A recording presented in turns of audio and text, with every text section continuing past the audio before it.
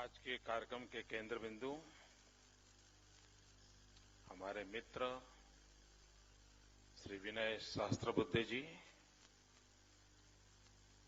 Party के राष्ट्रीय नेता श्री नितिन गडकरी जी, श्री गोपीनाथ जी मुंडे, महाराष्ट्र प्रदेश भाजपा के अध्यक्ष श्रीमान देवेंद्र जी, मुंबई महानगर के अध्यक्ष श्रीमान आशीष शेलार जी, प्रकाशक श्रीमान सोमित आर्य, भाई नलिन, उपस्थित सभी वरिष्ठ महानुभाव,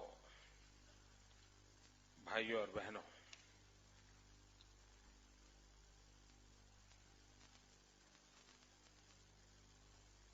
मैं विशेष रूप से इस कार्यक्रम में विनय जी का अभिनंदन करने के लिए आया हूं।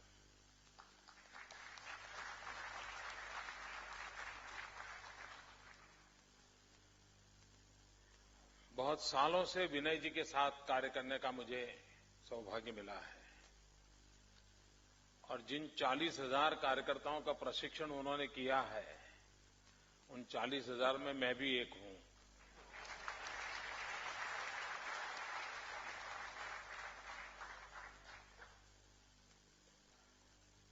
तो एक प्रकार के वो हमारे गुरुजन हैं।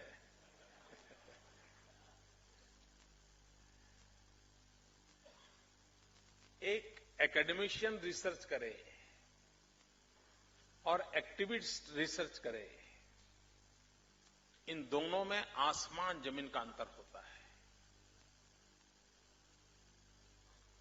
एकेडमिशियन इंटेलेक्चुअल ताकत का अनुभव करते हुए, उपयोग करते हुए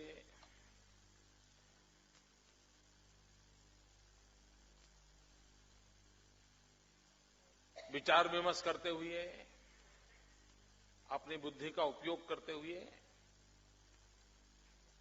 उसके निष्कर्ष निकालता है। और एक एक्टिविस्ट अपनी इंटेलेक्चुअल प्रॉपर्टी को उस अनुभव के तराजू में तराशता है और तब जब वो देता है उसकी ताकत भिन्न होती है। और सरल शब्दों में मुझे कहना है तो मैं कहूंगा कि जितना अंतर 5 स्टार होटल में कोई खाना खिलाए और मां बेटे को प्यार से जो खाना बना के दें, उन दोनों में जितना अंतर होता है, उतना अंतर एक एकेडमिशियंस की रिसर्च में और एक एक्टिविस्ट की रिसर्च में होता है। और वो नजराना श्रीमान विनय जी ने दिया है। मित्रों, ये विषय भी ऐसा है कि लोकतंत्र हमें अच्छा लगता है, लेकिन बारीकियों में, गहराइयों में जाना ज्यादातर लोगों का स्वभाव नहीं होता है। और दुर्भाग्य से हमारे देश में, मैं नहीं जानता हूं इस किताब में वो पहलू आया है या नहीं आया है, दुर्भाग्य से हमारे यहां लोकतंत्र का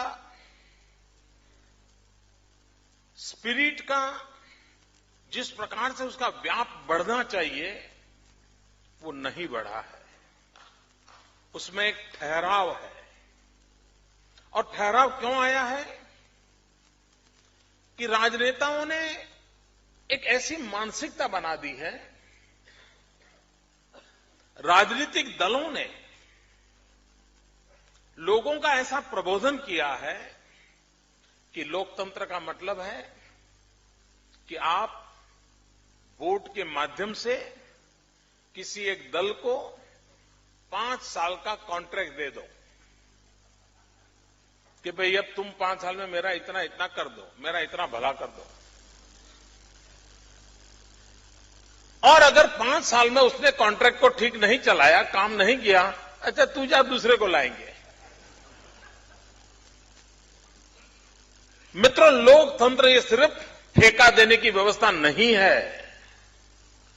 लोकतंत्र हम सबने मिलकर के इस राष्ट्र को, उसके आशा आकांक्षाओं को, जन जन की इच्छाओं आकांक्षाओं को परिपूर्ण करने का एक उत्तम माध्यम है। एक बार मैं चाइना में एक सेमिनार के लिए गया था और चाइना में आप ज्यादा लोकतंत्र करो तो थोड़ा अनकंफर्ट माहौल पैदा होता है। तो वहां मुझे पूछा गया कि मोदी जी बताइए लोकतंत्र की सबसे बड़ी ताकत क्या है लोकतंत्र की, ऐसा मुझे वहां पूछा गया था। अब अचानक इतना बड़ा सवाल आ गया था और वो भी चाइना में आया था, तो मैंने एक छोटा सा हल्का फुल्का जवाब मेरे दिमाग से निकला था। मैंने कहा लोकतंत्र की सबसे बड़ी ताकत है गलती को ठीक करने का उत्तम अवकाश लोकतंत्र में मिलता है।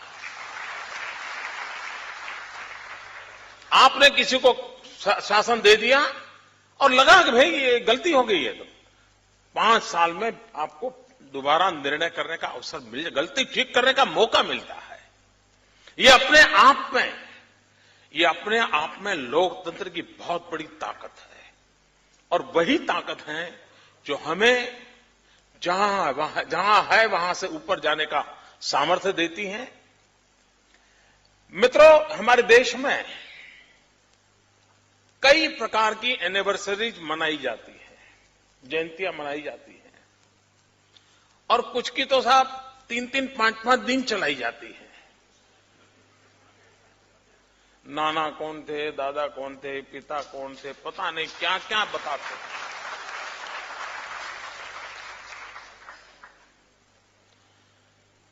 कुछ घटनाएं ऐसी हैं को बार बार याद कराया जाता है।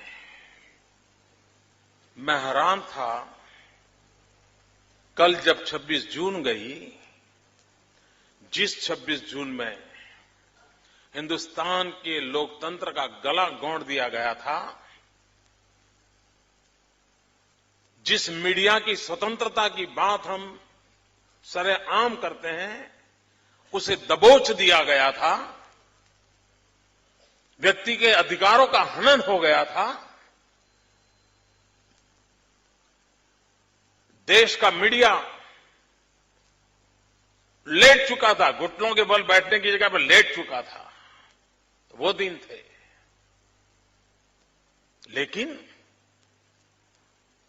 मैं हैरान हूं, मैं सोच रहा था 25 और 26 जून को कुछ पुराने लोगों के इंटरव्यू आएंगे, कुछ बात आएगी, कुछ चर्चाएं होगी। लेकिन मित्रों,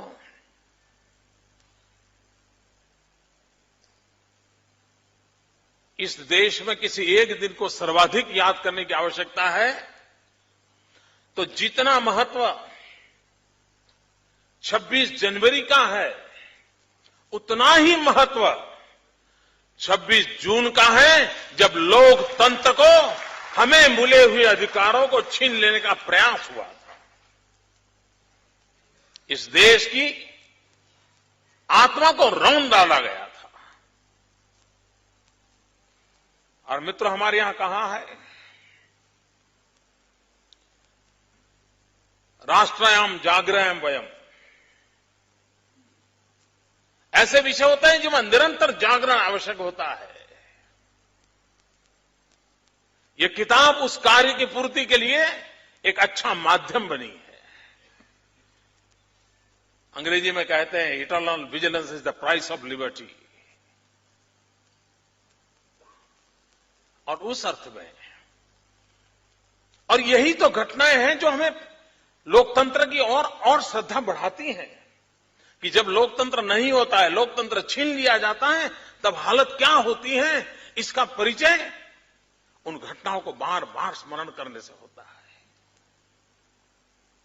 मित्रों, कोई करे न करे, जो लोकतंत्र की साधना करने वाले लोग हैं, जो लोकतंत्र में आस्था रखने वाले लोग हैं, जो लोकतंत्र के लिए समर्पित लोग हैं, उन सबका दायित्व बनता है कि इस कार्य को हमने हर पल जीवित रखना चाहिए, चेतनवंत रखना चाहिए, निरंतर प्रयास करते रहना चाहिए। और उसमें इस प्रकार के विनय जी के प्रयास एक अच्छा अवसर देते हैं और इसलिए भी मैं विनय जी को अभिनंदन करता हूं, उनकी बधाई करता हूं।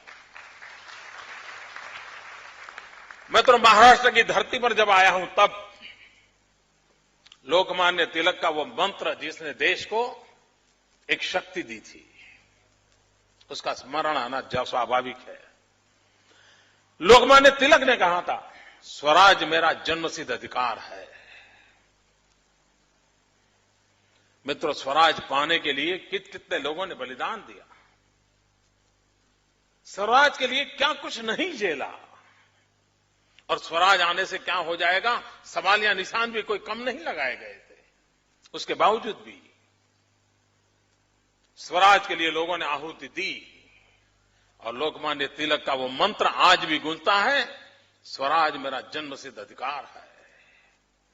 मित्रों, देश को आजादी को इतना समय हो गया, स्वराज के लिए जिन्होंने बलिदान दिया, हमें स्वराज तो मिला, लेकिन स्वराज मिला क्या, सुशासन मिला क्या?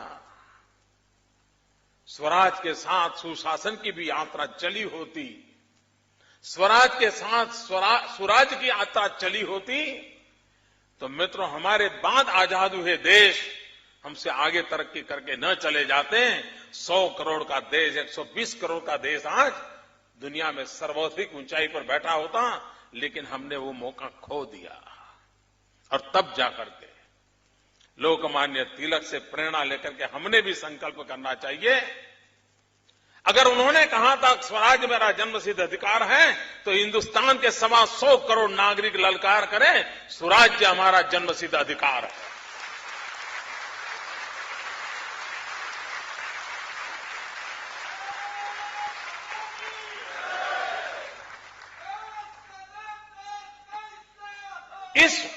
इस भावना को मित्रों जगाने की बहुत आवश्यकता है। कुछ लोगों को लगता है, कभी कभी कुछ नहीं होता, अरे क्या करो यार, हमारे यहां तो डेमोक्रेटिक सिस्टम ही ऐसा है। ऐसा नहीं है मित्रों, हमने लोकतंत्र को दोष देने का कोई कारण नहीं है। यही कानून,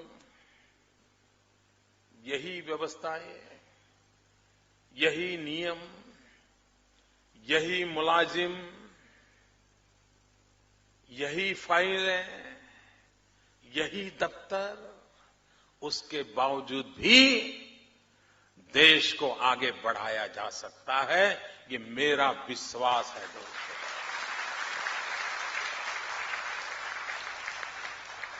मैं मेरे गुजरात एक्सपीरियंस से कह सकता हूं मित्रों, ये जो चारों तरफ निराशा का माहौल है कि अब कुछ नहीं होगा, दुनिया डूब गई, यार कुछ पूरा पिछले जन्म में पाप किए होंगे इसलिए यहां पैदा हुए होंगे। मित्रों, मैं ऐसा निराशा वाला इंसान नहीं हूं। ये बहुरत्ना वसुंधरा है, ये सामर्थ्यशाली देश है। 1200 साल तक गुलामी झेलने के बाद भी अगर उठ खड़ा हुआ है तो उसके भीतर कोई ताकत है, उसका एहसास करने की आवश्यकता होती है।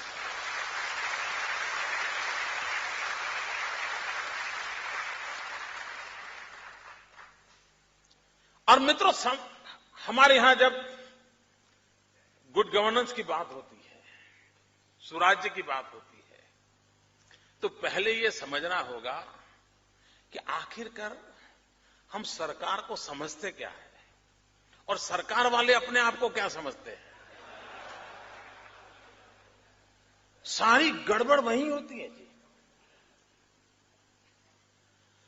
मित्रों, लोकतंत्र में जो शासन व्यवस्था है, वे शासक नहीं है, ये पहली शर्त है उसकी। वे रूलर्स नहीं है, ये पहली शर्त है उसकी। वे सेवक है, और ये मूलभूत बात लोकतंत्र में समझनी होती है। और हम मित्रों ज्यादातर लोकतंत्र को ही हम लोग शासक के भाव से देखने के बजाय जनता भी उसको सेवक के भाव से देखे और शासन में बैठे हुए भी अपने आप को सेवक के रूप में प्रस्तुत करें, ये लोकतंत्र की पहली शर्त है, उसको भुला दिया गया है। क्या सरकार का काम डंडा चलाना ही है क्या? लोगों से टैक्स कलेक्ट करना यही काम है क्या? यही सत्ता या सरकार की व्यवस्था क्या है? अगर यह सोच रही तो मित्रों, हम सच्चे अर्थ में लोकतंत्र की भावना को समझ नहीं पाए हैं। चाहे वो शासन में बैठे हो या जनता में वोट देने का काम करने वाले या सामान्य नागरिक हो। मित्रों, जिन दिनों ब्रिटिशर राज करते थे और आजाद होने के बाद हमारी सरकारें आने लगी, दोनों में फर्क क्या? उस मूलभूत फर्क को समझने की आवश्यकता है। अंग्रेज शासन करते थे तो उस शासन व्यवस्था का अल्टीमेट एम क्या था? उनका अल्टीमेट यह था कि ब्रिटिशरों का यावत चंद्र दिवाकरो यहां राज रहे, यहां चीजें ऐसी हो कि जिसे अनरेस्ट पैदा न हो और वो मजबूत होते चले। ये उनका मूलभूत आधार था। लोकतंत्र और स्वराज आने के बाद हमारे सरकारों का काम, शासन व्यवस्था का काम सत्ता में बैठे हुए लोगों को मजबूत करने का नहीं है। उनका काम है जनता को मजबूत करने का। उनका काम है समाज व्यवस्थाओं को मजबूत करना। ब्रिटिशरों का इरादा वो होगा, हमें तो लोक शक्ति को सशक्त करना चाहिए, कि उसका मूलभूत सिद्धांत होना चाहिए। मित्रों, हमारे यहां दो शब्द हैं और हम शब्दों का अर्थ भी भूल गए हैं। कभी कभी हम कहते हैं कि भाई कि आजकल क्या करते हो, तो जवाब देता है जॉब है। मित्रों, सरकार में कभी भी जॉब शब्द का उपयोग नहीं होता था। प्राइवेट कोई नौकरी करता है तो वो जॉब कर रहा है ऐसा माना जाता था, क्योंकि वो कंपनी की भलाई के लिए काम करता था, कंपनी का विकास हो, कंपनी का मुनाफा, उसके लिए काम करता था। लेकिन जो गवर्नमेंट में काम करता था उसके लिए शब्द था सर्विस करता है। देखिए, ये मूलभूत बात है। हमने भी कभी में हम सोचते हैं, बोलते हैं, लेकिन कभी हमने इस कंपैरिजन करेंगे तो पता चलेगा कितना बड़ा आसमान जमीन का अंतर है। सरकार में काम करने वाला सर्वेंट है, सर्विस करता है। कंपनी में काम करता है, 2 करोड़ रुपया कमाता होगा, जॉब करता है। तो जॉब और सर्विस में बहुत बड़ा अंतर है। इस मूल भावना को तब हम जी करके सीखते हैं जब हम खुद लोकतंत्र की इस विभावनाओं को हर रूप में अगर पचाते हैं, तब जाकर के मित्रों उसको करता है। मित्रों, सरकार किसके लिए है? आखिरकार सरकार किसके लिए है? अगर मान लीजिए मुकेश अंबानी बीमार हुए, उनको सरकार की जरूरत है? हिंदुस्तान की दुनिया के टॉप मोस्ट डॉक्टर आकर के खड़े हो जाएंगे। लेकिन एक गरीब बीमार हुआ तो उसे सरकार की जरूरत पड़ती है।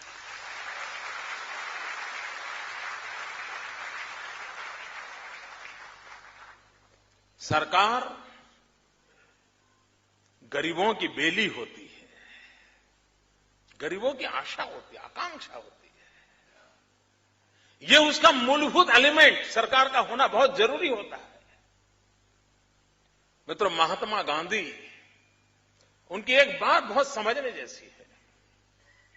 गांधी ने एक बहुत बढ़िया बात कही, कोई निर्णय अगर आप करते हो, सरकार में बैठे हो, अगर आप कोई निर्णय करते हो लेकिन आप दुविधा में हो, करूं या न करूं, मेरा निर्णय सही है या गलत है, तो महात्मा गांधी ने बहुत अच्छा रास्ता दिखाया था। उन्होंने कहा था, किसी गरीब को याद करना, उनके चेहरे का स्मरण करना और निर्णय करते समय सोचना, क्या मेरा निर्णय उसके लिए खुशी का कारण बनेगा, और लगता है कि बनेगा तो आपका निर्णय सही है।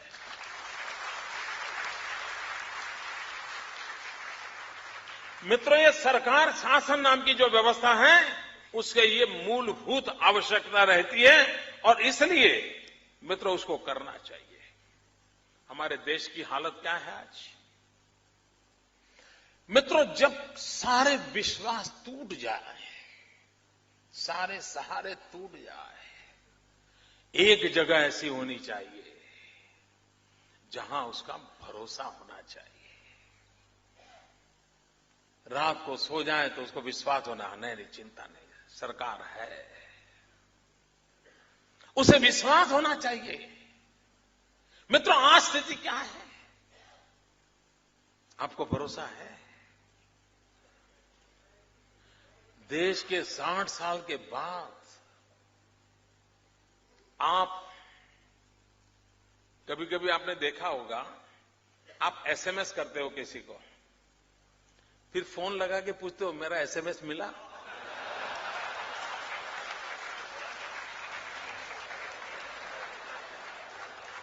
क्यों? क्यों?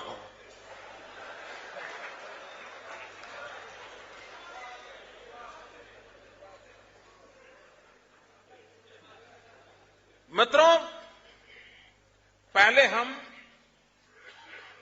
पूरा भरोसा करते थे, डाकिया आता था तो बड़ा इंतजार करते थे, डाकिया आएगा। एक जमाना था, डाकिया आना यानी पूरे मोहल्ले में, गांव में एक अच्छी खबर का माहौल रहता था, यार भाई कोई खबर लेके आया है। आज डाक खाने में आपको डाक डालने की इच्छा होती है? इच्छा क्या, हिम्मत होती है? आपको शक होता है कि मेरी डाक पहुंचेगी कि नहीं पहुंचेगी, तो आप क्या करते हैं? कुरियर का भरोसा ले, सहारा लेते हैं। कल्पना कीजिए मित्रों, ये कुरियर व्यवस्था पनपना, इसको कोई एफिशिएंसी कहता होगा, एक पहलू हो सकता है, लेकिन एट द सेम टाइम आपकी उस पूरी व्यवस्था के प्रति अविश्वास का भी प्रतिबिंब है।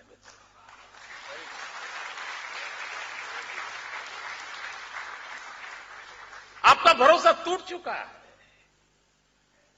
आप कहिए मित्रों, गरीब से गरीब आदमी भी, आपकी गाड़ी का ड्राइवर, आप उसको जरा पूछ लेना समय मिले तो, उसके बच्चों की पढ़ाई का क्या है।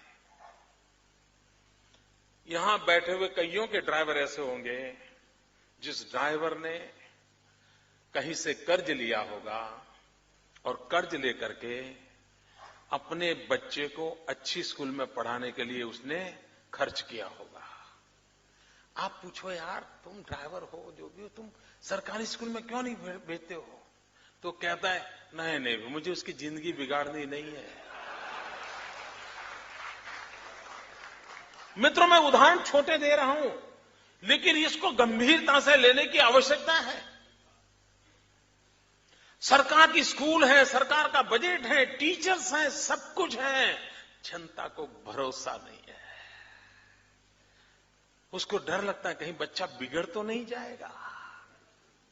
लोग बच्चा बिगड़ने के लिए स्कूल भेजते हैं क्या? और बोले भाई कर्ज किया है, प्राइवेट में भेजूंगा, कहीं बच्चा बिगड़ तो नहीं जाएगा। मित्रों, ये जो समस्या है, ये जो मनस्थिति है, ये मनस्थिति अपने आप में हमारे देश में गवर्नेंस कैसा हो, सरकार कैसी हो, शासक कैसे हो, उनके सामने सवाल या निशान लगाता है। मैंने एक बार मजाक में कहा था, भारत सरकार ने एक पोस्टल स्टैंप निकाला था, श्री कृष्ण और अर्जुन वाला। अर्जुन के रथ को श्री कृष्ण चला रहे हैं और कर्मण्येवाधिकारस्ते उसका श्लोक लिखा था। तो मैं उसको, जब लॉन्चिंग हुआ था तो मैं ऑडियंस में बैठा था, मैं बहुत छोटा था उस समय, देखने गया था, पोस्टल स्टैंप वगैरह का कार्यक्रम था। तो बाद में मुझे मजाक सूझी, मैंने कहा देखिए भारत सरकार कितना सच बोलती है। बोले कैसे? मैंने कहा एक पोस्टल स्टैंप लगाओ, डाक में डाक खाने में डाल दो, लेकिन पहुंचेगा उसकी गारंटी नहीं। कर्मण्येवाधिकारस्ते,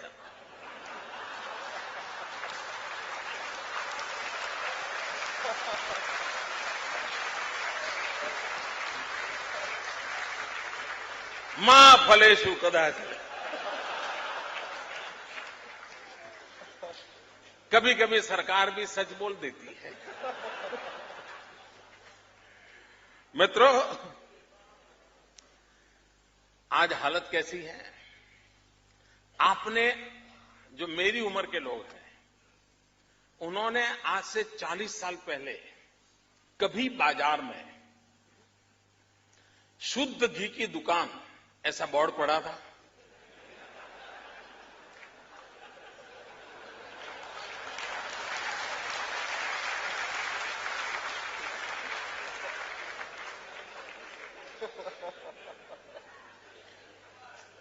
आज मित्रों हालत कैसी है बताइए? उसको लिखना पड़ता है, शुद्ध घी की दुकान। मित्रों, सार्वजनिक जीवन में डिटोरेशन कैसा आया है? नहीं तो शासन है, कानून है, अशुद्ध घी बेचने का किसी को अधिकार नहीं है, फिर भी उसको लिखना पड़ता है शुद्ध घी की दुकान। मित्रों, ये बातें हैं जिसके कारण फिर सोचना शुरू होता है, हाँ यार, अच्छा हम लोगों का भी स्वभाव कैसा है? लोकतंत्र में हम कहां खड़े? मैं सरकारों को तो आलोचना करूं तो आपको ताली बजाने का मजा करता है। हम अब मैं थोड़ी आपकी बात करता हूं, मेरी तो बात मैंने बता दी। बुरा नहीं लगेगा ना? का फिर नाराज मत हो जाना, मुझे बहुत काम करने बाकी है।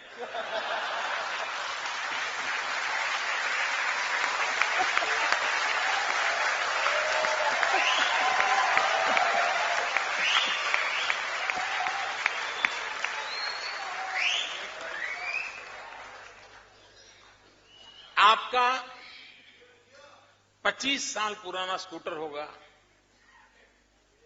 हॉर्न के सिवाय सब बजता होगा,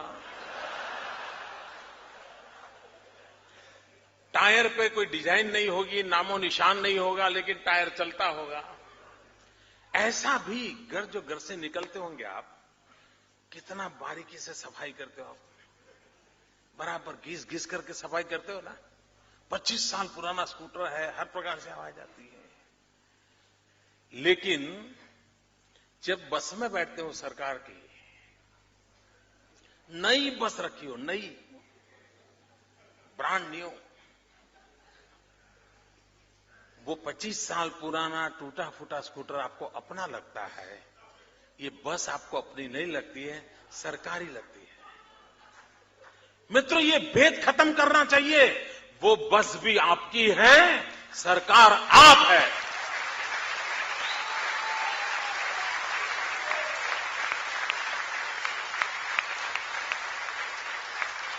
और लोकतंत्र की इस भावना के अभाव के कारण क्या होता है जी? यहां बैठा हुआ कोई इसमें से बचा हुआ नहीं होगा जो मैं बोल रहा हूं। आपके भी, मैं अच्छे से अच्छा ज्योतिष हूं, आपके चेहरे से मैं कहता हूं कि मैं जो कहने वाला हूं वो पुण्य कार्य आप सबने किया है, कोई बाकी नहीं होगा, मैं दावे से कहता हूं। आप बस में बैठे होंगे, 2-3 घंटे की सफर होगी, साथ में कोई मित्र नहीं होगा, खिड़की में देखते देखते थक गए होंगे, फिर क्या किया होगा? सीट के अंदर उंगली डाली होगी और उस फॉर्म को यूं यूं करते करते करते करते 2 इंच का उसमें गड्ढा कर दिया होगा। मेरा ज्योतिष सही है ना? क्यों? क्योंकि आपका स्कूटर आपका है, बस सरकार की है। ये जो अंतर है, इस अंतर ने को मिटाने बिना मित्रों सुराज्य नहीं आ सकता है। ये हम सबका है, हमारा अपना है मित्रों। और जिस तरह बिलोंगिंग नेशन का भाव बन जाएगा, तब हमारा लोकतंत्र इतना पुख्ता हो जाएगा, हमारा गवर्नेंस अपने आप चलने लग जाएगा मित्रों। और ये बदलाव, ये परिवर्तन लाने की आवश्यकता है मित्रों। और मुझे विश्वास है कि हमने ये करना होगा। आप मित्रों, और जब सरकार पे भरोसा नहीं होता है तो हालत क्या होती है मित्रों। और कौन सरकार, ऐसी सरकार पे भरोसा करेगा। आपको याद होगा बाबा रामदेव को 4 मिनिस्टर एयरपोर्ट पे लेने गए थे, हैं? कितना भरोसा हुआ होगा उनको।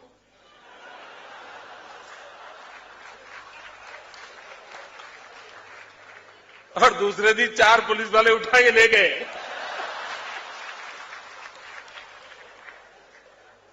आप देखिए मित्रों, अगर सरकार पे भरोसा नहीं होगा तो मित्रों मैं नहीं मानता हूं कि आप देखिए ये चिटफंड क्यों चालू हुआ मित्रों।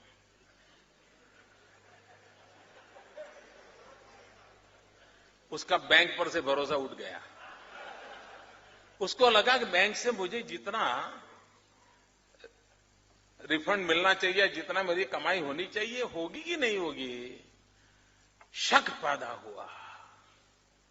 और उसका परिणाम क्या आया, यार ऐसा करो चिट फंड में डालो, पहचान वाला है, वो लाया, वो अपना पड़ोसी का बेटा एजेंट है, चलिए कुछ कमाई ज्यादा हो जाएगी। और आदमी वहां फंस जाता है। मित्रों इस प्रकार की व्यवस्थाएं जो बनती हैं, उन व्यवस्थाओं के कारण अब देखिए आपको ऑपरेशन करवाना है, ऑपरेशन थिएटर में ले गए हैं, सीरियस नेचर का ऑपरेशन है, तो आप पहले अब आजकल क्या पूछते हैं कि भाई जनरेटर तो है ना, वरना ऑपरेशन आधा खोल करके लाइट डूल। मित्रों अगर शासन पे इस प्रकार की दशा हो जाएगी तो मैं नहीं मानता हूं मित्रों देश सुराज्य का जो सपना देख रहा था वो सुराज्य का सपना देख सकता है। मित्रों शासन की भी मानसिकता देखिए। आज की शासन व्यवस्था में बैठे लोगों को जनता पे ट्रस्ट है क्या? ये बहुत बड़ा, मैं एक ऐसी बात को छेड़ रहा हूं जिस पर सोचने की आवश्यकता है। अगर शासन में बैठे हुए लोगों को जनता के प्रति ट्रस्ट नहीं है, विश्वास नहीं है, तो मित्रों ये कारोबार कभी नहीं चल सकता है। और आज स्थिति ऐसी है कि शासन में बैठे हुए लोगों को, चाहे वो शासक हो या प्रशासक हो, उनको जनता जनार्दन पे विश्वास की जो एकदम अबाधितता चाहिए, उसका अभाव नजर आता है। आप किसी भी इनकम टैक्स वाले को मिलो, वो सब व्यापारियों को चोर समझता है। क्यों? बात सही है ना? क्यों? मित्रों ये मूलभूत बातें हैं। क्यों विश्वास क्यों नहीं? अगर कोई कानून की गलती करता है ठीक है, उसके लिए दंड होना चाहिए, लेकिन सामान्य नागरिक को आप चोर समझ करके उसके साथ व्यवहार करोगे तो मित्रों ये जो डिस्ट्रस्ट है वो कभी भी किसी को पनपने नहीं देता है। मित्रों बात मेरी छोटी छोटी मैं बता रहा हूं, लेकिन ओवरऑल लोकतंत्र के लिए शासक, प्रशासक और जनता जनार्दन, इनके बीच में किस प्रकार का रिलेशन होना चाहिए, वो विधा पिछले 60 साल में डेवलप नहीं हुई है मित्रों। उसको ऐसा ही लगता है सब कानून तोड़ने वाले हैं। आपने देखा होगा कहीं पार्किंग में आपने स्कूटर पार्क किया है और कभी आपने कुछ लोग देखे बिना कारण स्कूटर को डंडा मारते हैं, देखा है ना? मैं कभी हैरान हो जाता हूं क्यों ऐसा करते हैं। क्यों? क्योंकि उसको लगता है कि मेरा जो रुतबा है उसको देखने वाले को अनुभूति होनी चाहिए। तो स्कूटर की बात। मित्रों, जनता के प्रति ट्रस्ट होना, विश्वास होना, एक गुड गवर्नेंस की पहली शर्त है। और दूसरा, जैसे जनता के लिए ट्रस्ट होना चाहिए, विश्वास होना चाहिए, वैसे जो शासन में बैठे हैं उनका मन का भाव कैसा होना चाहिए।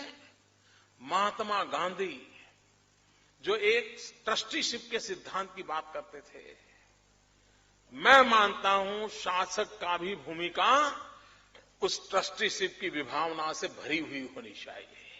उसको लगता है भाई मैं ट्रस्टी के नाते बैठा हूं यहां, मुझे इस अमानत को संभालना है, संवारना है और उसको जितनी शक्ति सामर्थ्य देकर के आगे बढ़ा सकता हूं बढ़ाना चाहिए। मैं मालिक नहीं हूं, मुझे इस संपदा को नष्ट करने का अधिकार नहीं है। ये अगर हमारे भीतर भाव नहीं होगा तो मित्रों, ये ट्रस्ट और ट्रस्टीशिप, इसकी जुगलबंदी के बिना लोकतंत्र फलदायी नहीं कर सकते हम। और लोकतंत्र को फलदायी करना है तो मुझको इसकी चिंता करनी पड़ेगी। दूसरी बात है मित्रों, लोकतंत्र की पहली शर्त है कि व्यवस्थाएं व्यक्ति आधारित विकसित नहीं होनी चाहिए। हमारे 60 साल की शासन व्यवस्था का एक परिणाम यह आया है कि हमने चीजों को व्यक्ति आधारित बना दिया। एक परिवार इधर उधर हो जाएगा तो देश डूब जाएगा। क्या 120 करोड़ का देश ऐसा है क्या? आप नहीं रहोगे तो कुछ नहीं होगा, ऐसा होता है क्या? और इसलिए मित्रों, लोकतंत्र की पहली शर्त होती है आपके हर आइडियाज को इंस्टीट्यूशनलाइज करना चाहिए, हर अच्छी प्रैक्टिसेस को इंस्टीट्यूशनलाइज करना चाहिए। आपने इंस्टीट्यूशंस का नेटवर्क खड़ा करना चाहिए। आप हो या न हो, आप रहो या न रहो, सरकार ये रहे या दूसरी रहे, आज ये चुन करके आए कल दूसरे चुनकर आए, लेकिन institutional network, institutional framework, institutional mechanism जितना स्ट्रांग होगा उतना शासन व्यवस्था ठीक चलेगी। मित्रों, व्यक्ति के बिगड़ने की संभावनाएं रहती है, व्यक्ति के फिसलने की संभावनाएं रहती है, तब बचने का आधार होता है ये मैकेनिज्म, ये इंस्टीट्यूशनलाइज व्यवस्था, ये बचाती है। आप मुझे बताइए, आप घर में तिजोरी पर ताला लगाते हैं, क्यों लगाते हैं भाई? आपने जहां पैसे रखे हैं वहां ताला लगाते क्यों? क्या चोर के लिए ताला तोड़ना मुश्किल है क्या? वो तो पूरी तिजोरी उठा के ले जाएगा। फिर भी क्यों लगाते हो? मित्रों, आप इसलिए नहीं लगाते हो कि चोर से बचोगे, आप इसलिए लगाते हो कि आपके बेटे की आदत खराब न हो, घर में बच्चों की आदत खराब न हो, इसलिए आपने मैकेनिज्म खड़ा किया है, इसलिए आपने ये व्यवस्था को विकसित किया है ताकि बच्चों के संस्कार खराब न हो, कहीं उसको दोस्तों के कारण 2 रुपया 5 रुपया उठाने का मन कर न जाए, इसलिए हम करते हैं। चोर से तो कुछ बचना नहीं है भाई, वो तो तिजोरी उठा के ले जाता है। मित्रों, शासन व्यवस्था में भी इंस्टीट्यूशंस का, मैं ज्यादा समय ले रहा हूं क्यों? आजकल कोई अच्छी टीवी सीरियल नहीं आ रही है क्या?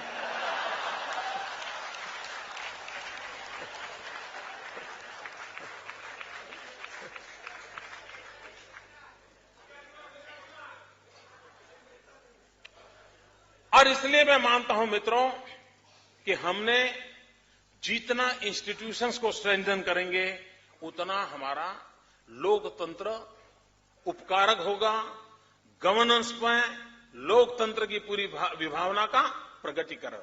लेकिन दुर्भाग्य से 60 साल का अनुभव देखे हमने क्या किया है।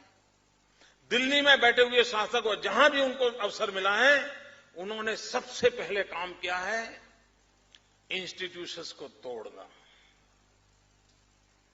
डिवैल्यूएशन करना। अब देखिए, हिंदुस्तान में पंडित नेहरू के जमाने से प्लानिंग कमीशन नाम का एक इंस्टीट्यूशन खड़ा हुआ, उसकी एक सेंटिटी खड़ी हुई। प्लानिंग कमीशन राज्यों के साथ मिल बैठ करके विचार करके अपना राज्य और केंद्र के बीच सेतु बनकर के अपना काम करने की कोशिश करता था। लेकिन जब लोकतंत्र में जिनका भरोसा नहीं होता, उन्होंने क्या किया, उसको बिन उपयोगी ऐसे ही गड्ढे में डाल के रख दिया और बदले में क्या किया, एनएसी का निर्माण किया एडवाइजरी कमेटी के नाम पर।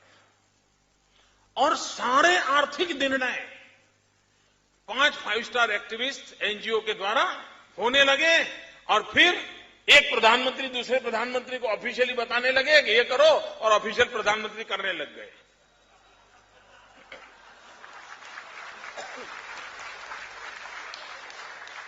रुकावट के लिए खेद है, पहुंचने में बड़ी देर हुई। मित्रों, आप मुझे बताइए, इतनी बड़ी प्लानिंग कमीशन नाम की 60 साल से विकसित हुई इंस्टीट्यूशन को बिल्कुल नाकाम कर दिया, एनएसी बना दी। आप देखिए धारा 356, देश के फेडरल स्ट्रक्चर को सुरक्षित रखना और देश एक दिशा में चले, इसलिए इस धारा का उपयोग होने के बजाय सैकड़ों बार शासनों को नष्ट करने के लिए उस धारा का उपयोग हुआ। सीबीआई, मित्रों, मैं तो हैरान हूं किस प्रकार से सीबीआई का दुरुपयोग ये लोग कर सकते हैं। ये मेरे साथ न गुजरी होती तो मुझे पता ही नहीं चलता कि इतना दुरुपयोग करते हैं। कोई डर नहीं, कोई परवाह नहीं, और दिल्ली में बैठे हुए शासक जो लोकतांत्रिक प्रक्रियाओं से जय और पराजय को झेलने का सामर्थ्य नहीं रखते, वो सीबीआई के सहारे हिंदुस्तान की राजनीतिक शक्तियों को परास्त करने पर लगे हैं।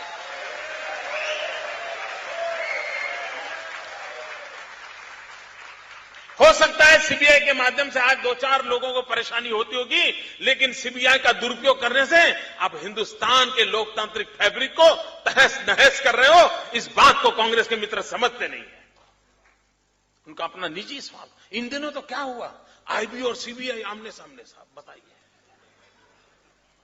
सीबीआई आईबी का इंट्रोगेशन कर रहा है, आईबी को पूछ रहा है ये तुम्हारा इन्फॉर्मर कौन है बताओ। वो कहता है मैं नहीं बता सकता हूं। वो कह रही बताओ। मित्रों, कि किसी देश में ऐसा होता है क्या? इंस्टीट्यूशंस को तोड़ना, यही उनका मित्रों काम है। ये किस प्रकार से करते? मुझे याद है, हमने vibrant Gujarat global investor summit किया, लोग इन्वेस्टमेंट के लिए आए, लेकिन चूंकि गुजरात सरकार उनको पसंद नहीं है, तो उन्होंने क्या किया, जो लोग हमारे यहां वाइब्रेंट समिट में इन्वेस्ट करने आए, उनको भारत सरकार ने इनकम टैक्स की नोटिस भेजी। इनकम टैक्स की नोटिस, कल्पना कर सकते हो। और दूसरी तरफ वो आज चिल्ला रहे हैं एफडीआई कोई इन्वेस्टमेंट नहीं आ रहा है, मैन्युफैक्चरिंग नहीं हो रहा है, स्लो डाउन हो गया है। अगर आप इसी प्रकार के इंस्टीट्यूशन का दुरुपयोग करोगे, इंस्टीट्यूशन को तोड़ते रहोगे, तो मैं नहीं मानता हूं कि कभी भी देश का भला हो सकता है। आपको एक पुरानी घटना याद होगी, 1983 हिंदुस्तान के इलेक्शन, यहां इलेक्शन कमीशन की काफी बातें इसलिए मैं उल्लेख करता हूं। हिंदुस्तान के इलेक्शन कमीशन ने कहा था कि आसाम में चुनाव करने के हालात नहीं है, 1983 में। मित्रों, श्रीमती इंदिरा गांधी ने इलेक्शन कमीशन की उस बात को नहीं माना। उन्होंने चुनावी राजनीति में फायदा उठाने के लिए आसाम में चुनाव थोप दिया और परिणाम हुआ हिंदुस्तान के, आजाद हिंदुस्तान का सबसे बड़ा नेल्ली का हत्याकांड हुआ था, अगर इतिहास किसी को मालूम हो तो। क्यों? आपने इंस्टीट्यूशंस की इज्जत नहीं की, आपने इंस्टीट्यूशन का महत्व ही नहीं समझा। एक इंस्टीट्यूशन आपको कहती है तो आप दूसरे इंस्टीट्यूशन के साथ टकराव करने के लिए लग गए, और उसके कारण मित्रों कितना बड़ा प्रहार हुआ है जिसको आप कर सकते। मित्रों, भारत का संविधान फेडरल स्ट्रक्चर को लेकर के चल रहा है। यहां पर कोई बड़ा भाई कोई छोटा भाई नहीं है, सब मिलकर के, सब राज्य मिलकर के देश को चलाते हैं और देश में एक सुशासन की व्यवस्था खड़ी करने का आकांक्षा के साथ चलते हैं। लेकिन आज जितनी लड़ाई दिल्ली सरकार पाकिस्तान से करती है, उससे ज्यादा लड़ाई वो अपने से नापसंद राज्यों के साथ करती है।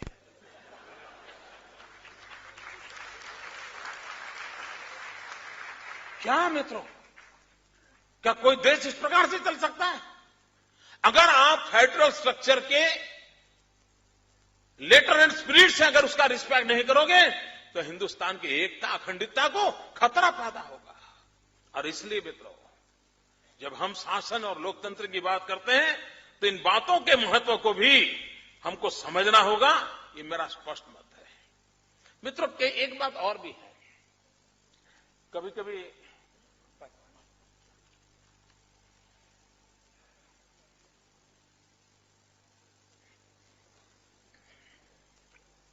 कभी अपने अच्छा काम हुआ है तो हमारे अफसर क्या बोलते थे कि नहीं हमें काम करने के लिए बहुत बड़ी अनुकूलता है, कोई पॉलिटिकल इंटरफेरेंस नहीं है। इसका मतलब सब बर्बाद हम ही कर रहे हैं क्या? और आप किसी भी अफसर को मिलिए जी, आराम से अफसर लोग ये बताते हैं कि भाई हम काम कर रहे हैं क्योंकि पॉलिटिकल इंटरफेरेंस नहीं है। मित्रों, मैं समझता हूं इस बात को बहुत गहराई से समझने की आवश्यकता है। We are in a democratic setup. हमने पॉलिटिकल सिस्टम, इलेक्टेड बॉडीज को स्वीकार किया हुआ है।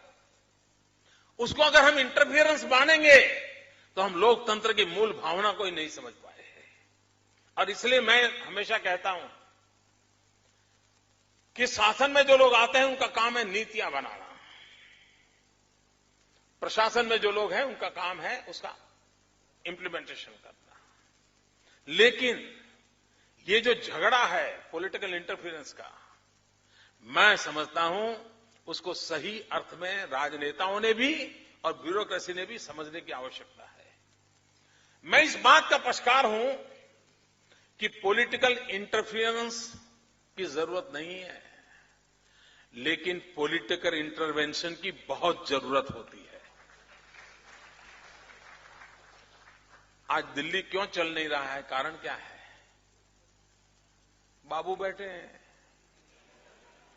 अगर पॉलिटिकल लीडरशिप होती जो धरती से निकल के आई होती तो निर्णय करने की हिम्मत करती। मित्रों, पॉलिसी बनाने से नहीं होता।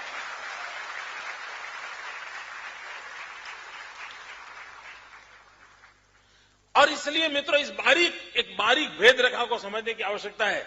और इसलिए मैं कहता हूं political interference harms the process of good governance, while political intervention catalyzes the process and encourages people's participation. मित्रों, हमें पॉलिटिकल इंटरवेंशन का कल्चर विकसित करना गुड गवर्नेंस के लिए आवश्यक है। और जितनी मात्रा में पॉलिटिकल इंटरफेरेंस की जगह पर पॉलिटिकल इंटरवेंशन का हमारा जितना बढ़ेगा उतना हमारा सारे समाज का विश्वास भी बनेगा, ट्रस्टीशिप का सिद्धांत का भी पालन होगा, निर्णयों का अमलीकरण होगा, सामान्य के आखिरी से आखिरी व्यक्ति को जो लाभ मिलना चाहिए वो लाभ भी मिलेगा।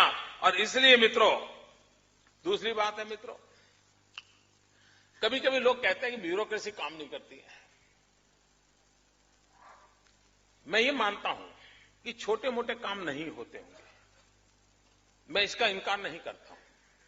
लेकिन अगर लीडरशिप में विजन हो, लीडरशिप में पॉलिटिकल विल हो, तो एक दिशा निर्धारित करते हो। और कोई ब्यूरोक्रेट, मैं मुझको मेरे अनुभव से कहता हूं, कोई ब्यूरोक्रेट आपके आड़े नहीं आता है। उसकी क्षमता कम अधिक होगी, लेकिन अगर आपके पास विजन है, आपके पास लीडरशिप क्वालिटी है, आपका स्ट्रेटेजी परफेक्ट है, टाइम बाउंड आप कार्यक्रम करते हैं, तो आप निश्चित रूप से परिणाम ला सकते हैं। और इसलिए ये कहना कि ब्यूरोक्रेसी काम नहीं करती, सरकारी मुलाजिम काम नहीं करते, छोटे मोटे काम की शिकायत मैं समझ सकता हूं, लेकिन कुल मिलाकर के गति देनी है तो एट एवरी लेवल पर जैसे जैसे लीडरशिप पनपती जाती है वो गुड गवर्नेंस की बहुत बड़ी एसेट बनती है। तो जितना महत्व इंस्टीट्यूशनलाइजेशन का है उतना ही महत्व लीडरशिप क्वालिटी का भी है। जितना महत्व हम लीडरशिप क्वालिटी की ओर देंगे उतना मैं समझता हूं कि लाभ होगा। कभी कभी क्या होता है, जनता और सरकार के बीच खाई पैदा होती है। उस खाई को जितना ज्यादा मिटाएंगे हमको परिणाम मिलता है, और आप देखिए उससे लाभ मिलता है। और इसलिए गुड गवर्नेंस के लिए बहुत बड़ी बात होती है कि वो जनता से हमेशा निकट होना चाहिए। सारी निर्णय प्रक्रिया में जनता जनार्दन का होना बहुत जरूरी होता है। अगर हम जनता जनार्दन को छोड़ करके हम 5 स्टार एक्टिविस्टों के घेरे में रह करके या मीडिया ने कुछ लिख के लिया उसके डर से रह करके अगर हम निर्णयों को करते जाएंगे तो हम कभी परिणाम नहीं ला सकते हैं। लेकिन अगर हम एक सुव्यवस्थित रूप से उसका एक मैकेनिज्म अगर डेवलप करें, और उस मैकेनिज्म में कहता हूं कि जनता की भागीदारी अगर बढ़ानी है तो इन्फॉर्म करो, कंसल्ट करो, कंसेंट लो एंड डिसाइड करो। इन अगर 4 स्टेजेस पर हम कोई भी निर्णय प्रक्रिया को इस प्रोसेस से निकालते हैं तो आपको परिणाम मिलता है। दूसरी एक बात है मित्रों, सरकार अगर एक मानती है कि हम सारा कर देंगे, जो लोग भागीदार, लोकतंत्र में लोक भागीदारी का महत्व है। हर पल आपको लोक भागीदारी करनी चाहिए। हमारे यहां आप देखा सरकार का एक स्वभाव होता है कि कोई निर्णय करते हैं तो बड़ा सीक्रेट रखते हैं। एक डिपार्टमेंट दूसरे डिपार्टमेंट को पता नहीं चलने देता। कभी कभी तो एक चेंबर में बैठा हुआ दूसरी चेंबर को भी पता नहीं चलना देता, जैसे कोई बड़ा कुछ मिरेकल करने वाला हो, और सारे खतरे उसी में होते हैं। हमने गुजरात में साहब अलग कर दिया। हमने कहा आप सब कुछ खोल दो भाई, दरवाजे खोल दो, नो सीक्रेसी। और क्या किया, मान लीजिए हम कोई पॉलिसी ला रहे हैं, पहले क्या करते थे, पॉलिसी लाते थे तो बहुत सीक्रेट रखते थे, और अचानक से पॉलिसी आती थी। हमने क्या किया, हम पॉलिसी ड्राफ्ट को ऑनलाइन रखते हैं और लोगों को कहते हैं अब इसमें आपको जो जोड़ना है, तोड़ना है, लिखना है, लिखो। लोगों के विचार आने लगे। सरकारी मुलाजिम की उतनी कोई विधा होती ऐसा नहीं होता है, उसको जो समझ है उसने बेचारे ने बनाया। लेकिन लोग जुड़ते हैं, इंटरेस्टेड ग्रुप जुड़ते, क्रॉस सेक्शन ऑफ सोसाइटी जुड़ती हैं, और उसमें से जो निकलता है उसकी कई गलतियां हमारी दूर हो जाती हैं, कम कमियां दूर हो जाती हैं, कई नई नई चीजें हमको मिलती हैं, और उसके बाद जो पॉलिसी बनती है वो पॉलिसी सर्वग्राह्य बनती है, सर्वमान्य बनती है, सर्वस्वीकृत बनती है, और हमें उसको इंप्लीमेंट करने में कोई तकलीफ नहीं होती। और इसलिए मित्रों, जनता जनार्दन के साथ जितना हमारा ओपननेस रहता है उतना जरूरी है। दूसरा मित्रों, जन भागीदारी। देखिए, जनता पे भरोसा करते हैं तो कितना परिणाम मिलता है। मैं आपको उदाहरण दूं, हम 2001 में भयंकर भूकंप आया गुजरात में। गुजरात मौत की चादर ओढ़ के सोया था। हमें रिकंस्ट्रक्शन करना था, और दुनिया के अंदर पहली बार गुजरात ने एक नया मॉडल दिया। उस मॉडल में हमने क्या किया, हमने जनता पे भरोसा किया। गांवों में हमने पहले तय किया स्कूल बनानी है, तो हमने गांव के अंदर स्कूल बनाने की कमेटियां बना दी, गांव के लोगों की बना करके उनको कैसी स्कूल होनी चाहिए उसकी डिजाइन दे दी।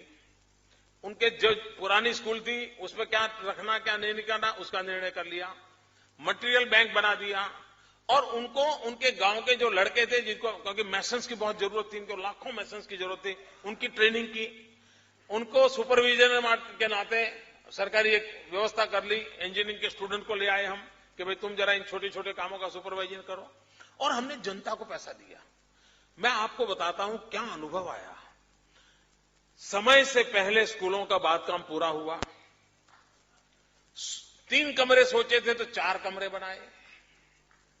क्वालिटी कोई कह नहीं सकता कि सरकारी क्वालिटी है।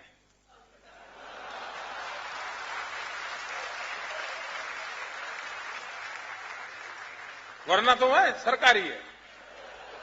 मित्रों, उत्तम प्रकार का उन्होंने कंस्ट्रक्शन किया।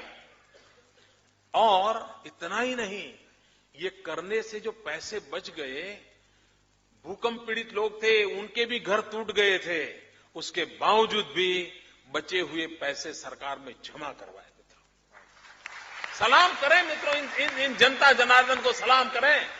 अगर हम लोकतंत्र में उन पर भरोसा करते हैं तो कैसा काम करके देते हैं, इसका उदाहरण है। मित्रों, हमारे यहां एनजीओ आए थे सारे काम करने के लिए, कई पते ढेर सारे 5 स्टार एक्टिविस्ट आए, अच्छे एनजीओ आए, डेडिकेटेड एनजीओ, सारी सब प्रकार की दुनिया हमारे यहां थी। एनजीओ को हमारे पास आए, हम मकान बनाना चाहते हैं। ये एनजीओ ने क्या किया, उन्होंने किया कि हम मकान बनाएंगे, सरकार का जो फंड है हमको दे दो। मित्रों, हाँ, सरकार ने क्या किया, हमने एनजीओ को कहा तुम जनता पे भरोसा करो यार, जनता को दो, तुमको अच्छा काम करके देंगे। उन्होंने जनता पे भरोसा नहीं किया, हमने, सरकार ने जनता पे भरोसा किया, और इसका परिणाम भी आया। हजारों लाखों मकान समय से पहले बन गए। मित्रों, काम तेजी से चल गया। अभी हमें यूनाइटेड नेशन का अवार्ड मिला है, किस बात के लिए? मित्रों, हमने जनता पे भरोसा किया। हमारे यहां जो पानी की डिस्ट्रीब्यूशन की जो व्यवस्था है, वो हमने गांव की महिलाओं की पानी समिति बनाई, और हमने तय किया कि पानी समिति में पुरुष कोई नहीं होगा, क्योंकि पानी का मूल्य क्या होता है वो महिला सबसे ज्यादा जानती है। जैसा, क्योंकि उसको बेचारी को 3-3 किलोमीटर से पानी उठा करके लाने के दिन उसने देखे हैं, वो उस पानी के मूल्य को बहुत समझती है। और हमने पूरे गुजरात में पानी समितियां बनाई, और वास्मो नाम का हमारा एक काम चालू किया, और उसमें पानी वितरित करने का काम बहनें करती हैं, पानी का टैक्स कलेक्शन वो करती हैं, कहां पर टेक्निकल फॉल्ट आया तो उसका रिपेयरिंग करने का काम भी वो करती हैं। मित्रों, इतना परफेक्ट पानी डिस्ट्रीब्यूशन की सिस्टम को वो चलाती है, यूनाइटेड नेशन ने उसको अवार्ड दिया है। सरकार ने उन पर भरोसा किया। मित्रों, लोक भागीदारी लोकतंत्र में जितनी ज्यादा होती है उतना हमको परिणाम मिलता है। मित्रों, लोक भागीदारी की ताकत क्या होती है? मैंने अपने मन से एक काम सर पे लिया हुआ है, कन्या शिक्षा का, और बड़े मन से मैं सरकार तो चलाता हूं, लेकिन ये काम मैं अपने विशेष समय देता हूं। हर वर्ष मैं 13, 14, 15 जून 40-45 डिग्री टेम्परेचर के बीच भी गुजरात के गांवों में जाता हूं, घर घर जाकर के बच्चियों को स्कूल ले जाने का काम करता हूं। मित्रों, आमतौर पर कोई मुख्यमंत्री, कोई मंत्री किसी गांव में जाएगा तो आप देखना, गांव वालों को पता चलेगा कि फलाना मंत्री फलानी तारीख को आने वाला है, फलाना मुख्यमंत्री फलानी तारीख, तो गांव वाले इकट्ठे होते हैं, मेमोरेंडम तैयार करते हैं, क्या क्या मांगेंगे। मित्रों, मुझे 12 साल हो गए, आपको जानकर के आश्चर्य होगा मित्रों, मैं गांव में जाता हूं, कार्यक्रम में जाता हूं, मुझे कोई मेमोरेंडम नहीं देता है, लोग मुझे चेक देते हैं। मित्रों, आप हैरान होंगे, सरकार टैक्स कलेक्शन के लिए जाए, सरकार को लोग टैक्स नहीं देते हैं। मैं एक ऐसा इंसान हूं जिसको लोग चेक देते हैं, मोदी जी आप आए हैं कन्या शिक्षा के लिए, मेरी तरफ से इतना। अभी इस बार मैं जून महीने में, ये 13, 14, 15 जून में गांव में घूम रहा था लोगों से, बच्चियों को शिक्षा के लिए, तो एक सज्जन आए, उसने मुझे 51,000 रुपया दिया, 51,000 रुपीज। मैंने उसको पूछा आप क्या करते हो, क्योंकि कोई 51,000 दान देता है तो कुछ अच्छा ही, कुछ स्थिति वाला आदमी होगा। मैंने उसको पूछा आप क्या करते हो? मुझे कहता है मैं साहब बस में कंडक्टर हूं। किसी ने कल्पना की है मित्रों, जन भागीदारी की ताकत क्या होती है? एक बस का कंडक्टर ईमानदारी से जब कन्याओं की शिक्षा के लिए पूरा राज्य मेहनत कर रहा है, उसको भी लगता है कि मैं 51,000 रुपया का चेक मुख्यमंत्री आए हैं उनको दूं, और ये मेरे रोज के अनुभव है मित्रों। और इसलिए ये ट्रस्ट एंड ट्रस्टीशिप, ये जन भागीदारी, ये जितनी मात्रा में हम बढ़ाएंगे उतनी मात्रा में हम गुड गवर्नेंस को मित्रों आगे बढ़ा सकते हैं। मित्रों, कभी कभी मेरे मन में विचार आता है कि महात्मा गांधी ये राम राज्य की बात क्यों करते थे? तो उन्होंने तो देखा नहीं था।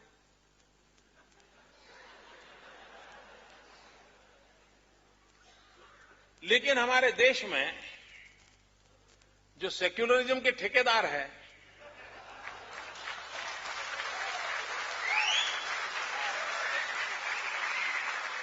उनका बड़ा प्रॉब्लम है। वो वही चीज समझते हैं जो उनको समझनी हो, वही चीज सुनते हैं जो उनको सुननी हो। एक बार ट्रेन में एक महात्मा जा रहे थे, उसी ट्रेन में एक मौलवी थे, उसी ट्रेन में एक पहलवान था, तीनों ऐसे ट्रेन में सफर कर रहे थे। तो बातें चली। तो महात्मा जी ने कहा, देखिए ट्रेन चल रही, उसमें जो आवाज आ रही है, ट्रेन की आवाज में भी ईश्वर स्मरण हो रहा है। तो मौलवी ने पूछा, कैसे? तो बोले, मुझे तो सुनाई दे रहा है, राम नाम सत्य है, राम नाम सत्य है, राम नाम सत्य, मुझे सुनाई दे रहा है ऐसा। तो बोला, मौलवी ने कहा, अच्छा। तो मौलवी ने थोड़ा ट्रेन की आवाज में कान लगाए। तो उन्होंने कहा, नहीं, मुझे दूसरा सुनाई देता है। तो बोले, क्या? ये अल्लाह वाह तेरी कुदरत, ये अल्लाह वाह तेरी कुदरत, ये अल्लाह वाह तेरी। तो पहलवान वहां बैठा था, उसने कहा, मुझे भी सुनाई देता है। बोले, क्या? कर कसरत खा रबड़ी, कस कसरत खा रबड़ी।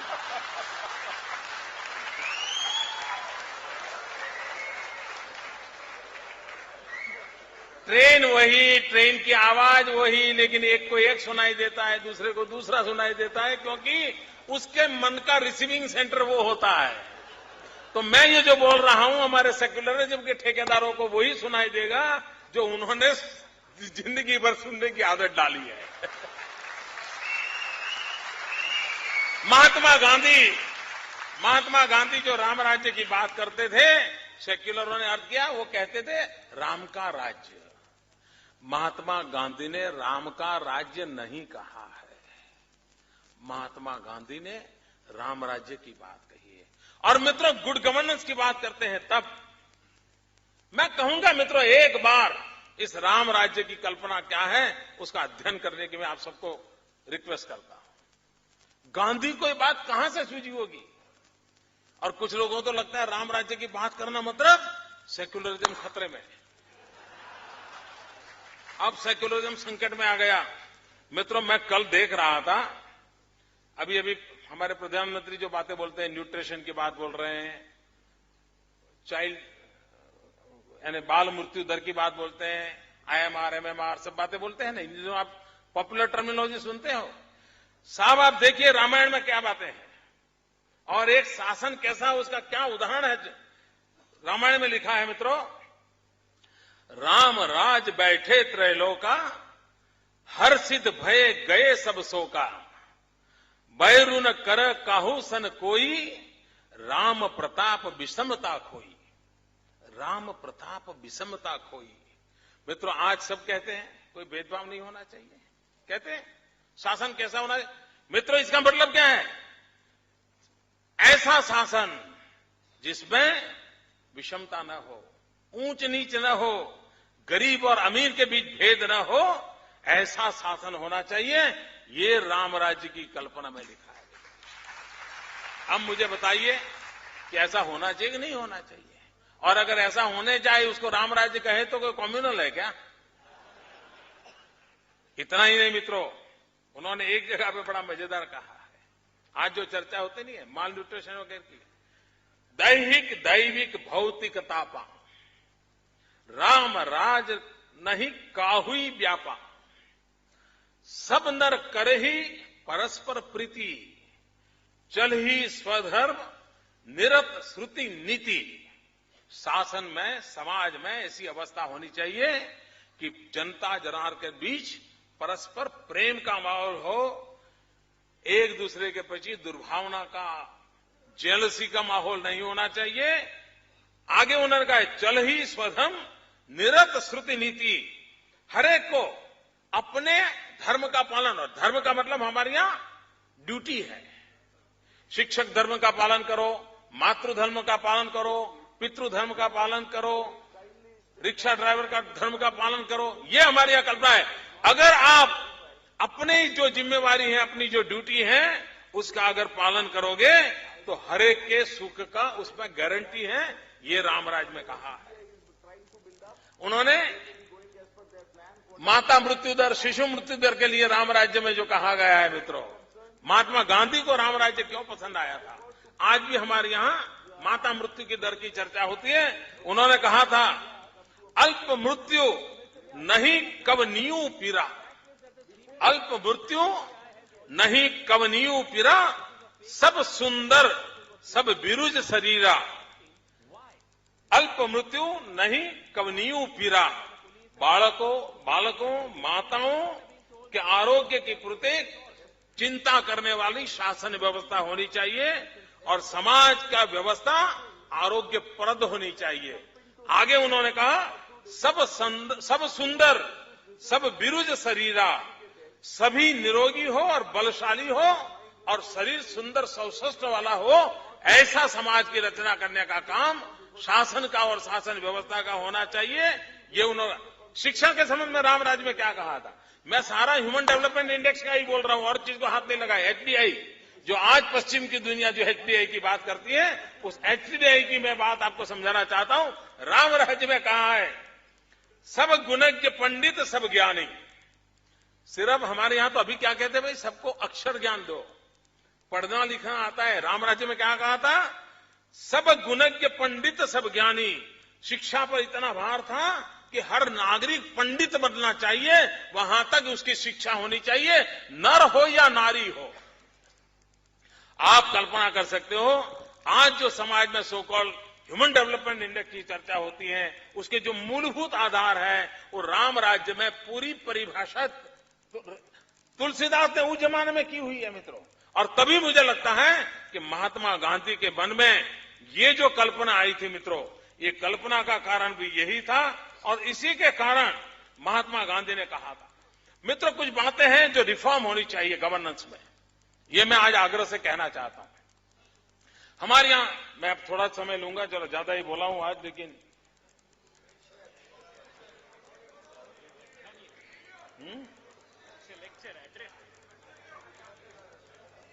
कंटिन्यू।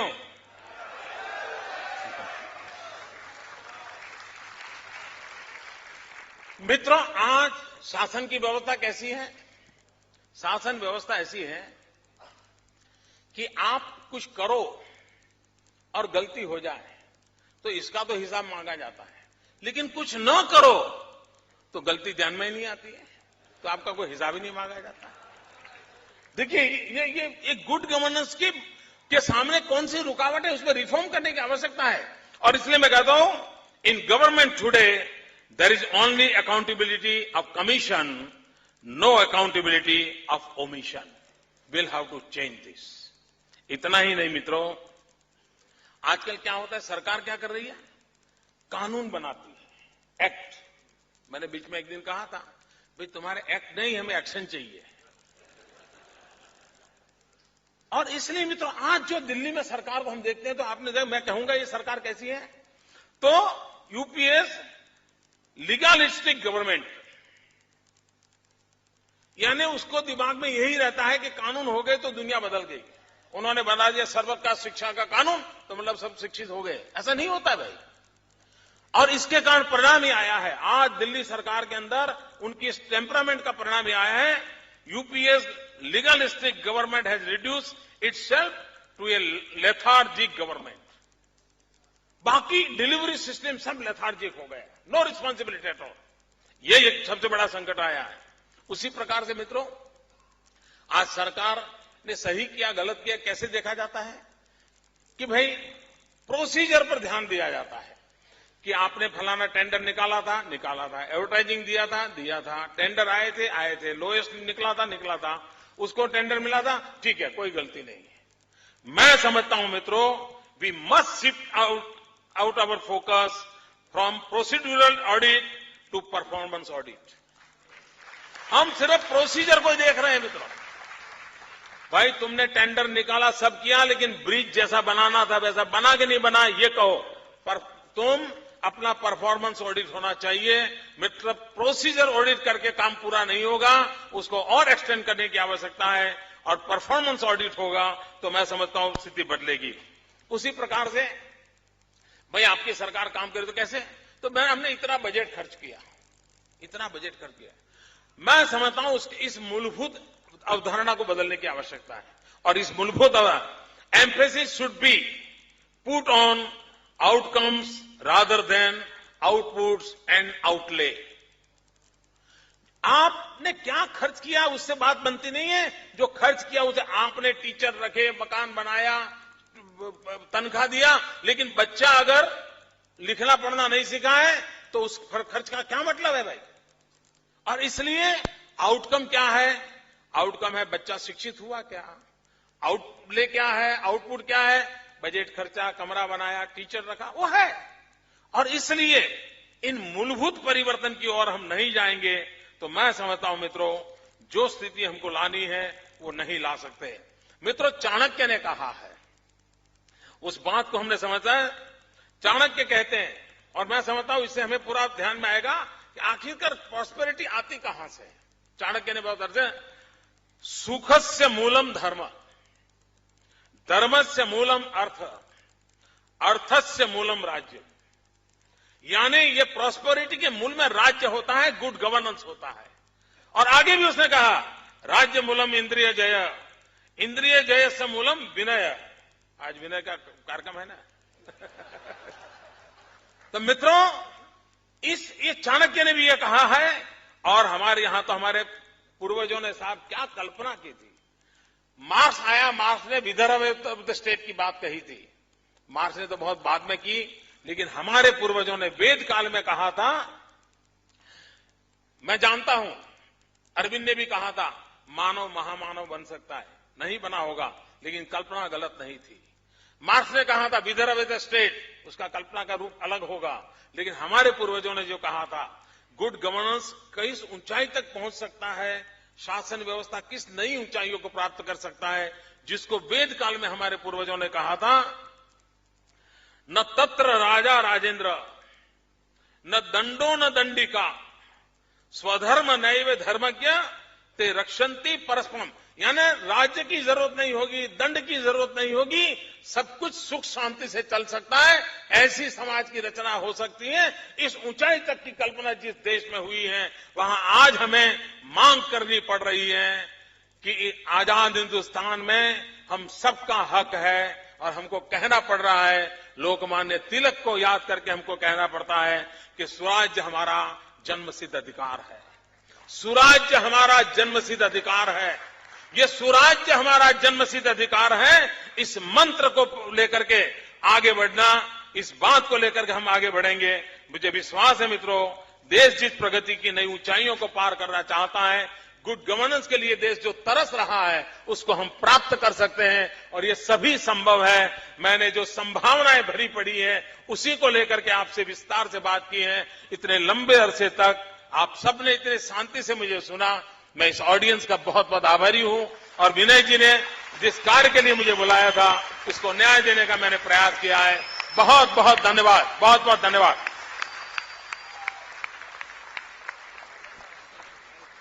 धन्यवाद सर।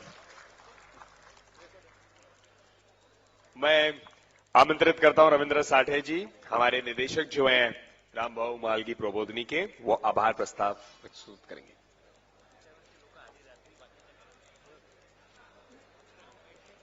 कृपया सबसे अनुरोध है कि बैठेंगे। कार्यक्रम के पहले वंदे मातरम होने वाला है, कृपया यही रहिए। सबसे पहले मंच पर उपस्थित सभी मान्यवरों के प्रति कृतज्ञता व्यक्त करता हूं।